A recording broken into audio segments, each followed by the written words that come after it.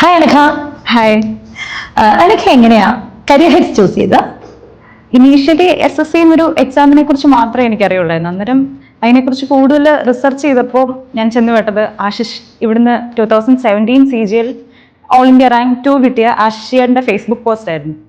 അതിൽ തന്നെ full career ഹൈറ്റ്സിനെ കുറിച്ചും അതിൻ്റെ ഫാക്കൽറ്റീസിനെ കുറിച്ചും എല്ലാം ഡീറ്റെയിൽഡ് ആയിട്ട് ഒരു നോട്ട് ഉണ്ടായിരുന്നു.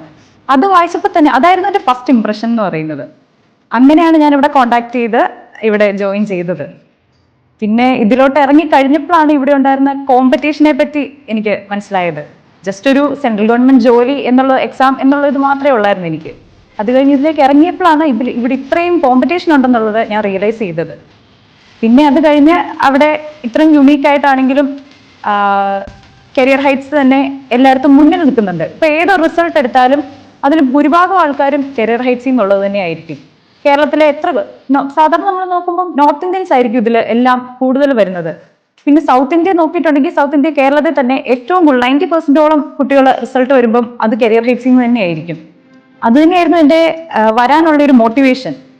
പിന്നെ വന്നു കഴിഞ്ഞപ്പോഴാണേലും ഒരു 120, ഇപ്പം 200 ഉള്ളത് ഒരു 120 എത്താൻ വരെ കഷ്ടപ്പെട്ടുകൊണ്ടിരുന്ന എനിക്കിപ്പം 160 താഴെ പോലും ഞാൻ ഇതുവരെ ഒരു മോക്കി പോലും ഇപ്പൊ കാണാറില്ല. അപ്പം അത്രയും ലെവലിലേക്ക് ഇംപ്രൂവ് ചെയ്തത് പോലും കരിയർ ഹൈറ്റ്സ് കാരണമാണ്. കരിയർ ഹൈറ്റ്സിലെ ഫാക്കൽറ്റീസ് ആയിക്കോട്ടെ, എന്തായാലും 24/7 സപ്പോർട്ട് ഇവിടുന്ന് കിട്ടുന്നുണ്ട്. അപ്പം അത് തന്നെയായിരുന്നു ഇവിടെ ജോയിൻ ചെയ്തതും ചെയ്യാനുള്ള കാരണവും ചെയ്ത് കഴിഞ്ഞപ്പോൾ കിട്ടിയ ഒരു ഫീലും.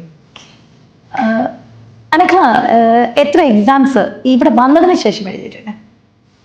ഞാൻ മെയിനായിട്ട് ഫോക്കസ് ചെയ്യുന്നത് CGL-ലാണ്.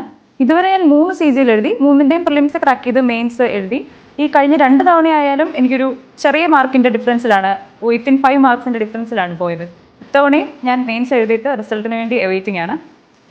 ഇതിനു മുമ്പ് ഇവിടെ കരിയർ ഹെഡ്സിലേക്ക് ജോയിൻ ചെയ്യുന്നതിന് മുമ്പ് പ്രിപ്പറേഷൻ ഇല്ലാതെയോ മറ്റോ ഈ എക്സാം ഒന്ന് ജസ്റ്റ് ട്രയലിന് വേണ്ടി ചെയ്തിരുന്നോ? പ്രിപ്പറേഷൻ ഒന്നും ഇല്ലായിരുന്നു. എനിക്ക് സത്യം പറഞ്ഞാൽ ഇതിനെക്കുറിച്ചൊരു ഐഡിയ ഇല്ലായിരുന്നു.